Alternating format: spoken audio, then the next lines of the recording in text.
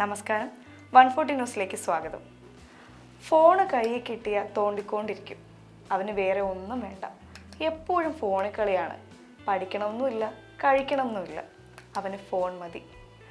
പഠിക്കുന്ന പ്രായത്തിലുള്ള മക്കളുടെ രക്ഷകർത്താക്കൾക്ക് പറയാനുള്ള പ്രധാന പരാതിയാണ് ഇത്, അല്ലേ? ഈ പരാതിക്ക് പരിഹാരം കാണാനുള്ള ചില കുറുക്കുവഴികളാണ് ഇന്ന് ഈ വീഡിയോയിലൂടെ പങ്കുവയ്ക്കുന്നത്. കുടുംബത്തിലെ അന്തരീക്ഷം തന്നെയാണ് കുട്ടികളുടെ സ്വഭാവ രൂപീകരണത്തിലെ പ്രധാന ഘടകം.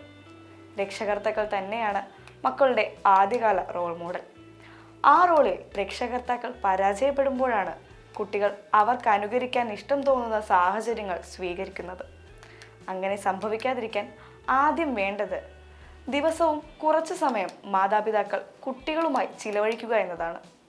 രക്ഷകർത്താക്കൾ നല്ല ശ്രോതാക്കളായിരിക്കണം. ദിവസേനയുള്ള അവരുടെ വിശേഷങ്ങൾ കേൾക്കാൻ തയ്യാറാകണം. അവരുടെ അഭിപ്രായങ്ങളും പ്രശ്നങ്ങളും സംശയങ്ങളും കേട്ടിരിക്കണം. അതിനെല്ലാം മറുപടിയും നൽകണം.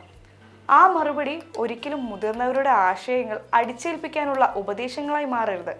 പകരം അവരുടെ വ്യക്തിത്വത്തെ മാനിക്കുന്ന തരത്തിലുള്ള അഭിപ്രായങ്ങൾ മാത്രമാവണം. പഠന ആവശ്യത്തിനായി ഫോൺ കുട്ടികളിലേക്ക് എത്തിയത് കൊറോണ കാലത്താണ്. ഫോൺ കയ്യിൽ കിട്ടിയതോടെ കുട്ടികളുടെ കളിക്കളങ്ങളും കളിക്കാനുള്ള താല്പര്യവും കുറഞ്ഞു പോയതായി വിലയിരുത്തുന്നുണ്ട്. കുട്ടികളെ കളിക്കാൻ പ്രേരിപ്പിക്കുകയാണ് ഫോണിൽ നിന്ന് അവരെ ഡൈവേർട്ട് ചെയ്യാനുള്ള ഒരു എളുപ്പമാർഗം. വൈകുന്നേരങ്ങളിൽ കുട്ടികളെ കൂട്ടി ഔട്ടിങ്ങിന് പോകുന്നതും ഫോൺ ഉപയോഗം കുറയ്ക്കാൻ സഹായിക്കും. പഠനത്തിന് ഫോൺ നിർബന്ധമായും ഉപയോഗിക്കേണ്ട സാഹചര്യം ഇപ്പോൾ വരുന്നുണ്ട്. ഇത്തരം സാഹചര്യത്തിൽ കുട്ടികൾ ഫോൺ മറ്റാവശ്യങ്ങൾക്ക് ഉപയോഗിക്കാതിരിക്കാൻ രക്ഷകർത്താക്കൾ തന്നെ ശ്രദ്ധിച്ചാൽ മതിയാവും. കുട്ടികളുടെ പഠനാന്തരീക്ഷം രക്ഷകർത്താക്കളുടെ നിയന്ത്രണത്തിലായിരിക്കണം.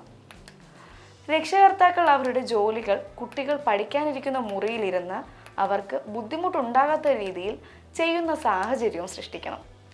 രക്ഷകർത്താക്കളുടെ സാന്നിധ്യത്തിൽ പഠന സമയത്ത് ഇൻസ്റ്റയിൽ കയറുവാനും ഗെയിം കളിക്കുവാനും കുട്ടികൾ തയ്യാറാവില്ല. ഇൻസ്റ്റ നോക്കുവാനും ഗെയിം കളിക്കുവാനും നിശ്ചിത സമയം അവർക്ക് അനുവദിച്ച് നൽകുന്നതും നല്ലതാണ്. ഫോൺ വിലക്കപ്പെട്ട ഖനിയായി മാറ്റിയാൽ അത് ഏത് വിധത്തിലും കൈക്കലാക്കാൻ കുട്ടികൾ ശ്രമിക്കും. കുട്ടികളെ അവരുടെ ഇഷ്ടാനുസരണത്തിലുള്ള പഠനത്തിന് കൈപിടിച്ചു നടത്താനാവണം രക്ഷകർത്താക്കൾ ശ്രമിക്കേണ്ടത്. അവരുടെ അഭിപ്രായങ്ങൾ മാനിക്കണം. ശരിതെറ്റുകൾ ചൂണ്ടിക്കാണിക്കുക മാത്രം ചെയ്യുക. അത് അടിച്ചേൽപ്പിക്കാൻ ശ്രമിക്കുകയും ചെയ്യരുത്. മറ്റു കുട്ടികളുമായി താരതമ്യപ്പെടുത്താനും പാടില്ല. ദിവസവും രാവിലെ സ്കൂളിലേക്ക് പോകാനിറങ്ങുമ്പോൾ അവരെ ചേർത്ത് പിടിച്ച് കവിളിൽ ഒരു ഉമ്മ നൽകണം. അത് ഒരു സൂചനയാണ്. എന്തു വന്നാലും നിന്റെ കൂടെ ഞാനുണ്ടാകുമെന്ന വിശ്വാസമാണ് ആ ആലിംഗനത്തിലൂടെ അവർക്ക് ലഭിക്കുന്നത്. മാത്രവുമല്ല, രക്ഷകർത്താക്കളുടെ ഗന്ധം അവരുടെ ഉള്ളിൽ ഉള്ളിടത്തോളം അവരുടെ വഴി തെറ്റില്ല. പഠനത്തിൽ ഒന്നാമനാകുന്നതിനേക്കാൾ പ്രധാനമാണ് നമ്മളെ സ്നേഹിക്കുന്ന, നാടിൻ്റെ സ്നേഹം ലഭിക്കുന്ന ഒരു കുഞ്ഞിനെ വളർത്തിയെടുക്കുക. മക്കൾ നല്ലവരായി വളരണമെങ്കിൽ അച്ഛനമ്മമാർ നല്ലവണ്ണം വളർത്തുക തന്നെ വേണം.